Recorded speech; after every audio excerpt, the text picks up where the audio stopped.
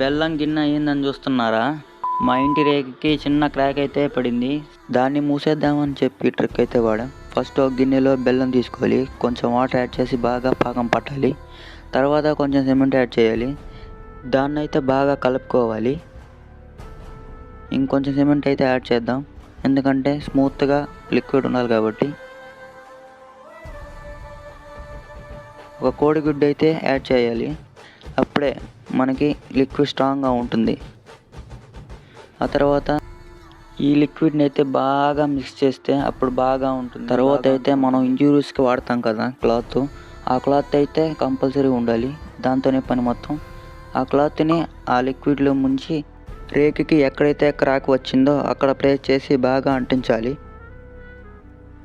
నాకు ఇక్కడైతే క్రాక్ వచ్చింది కాబట్టి నేను 1 ఫీట్ క్లాత్ అయితే వాడుతున్నాను. అలాగే ఇంకో క్లాత్ కూడా వాడుతున్నాను.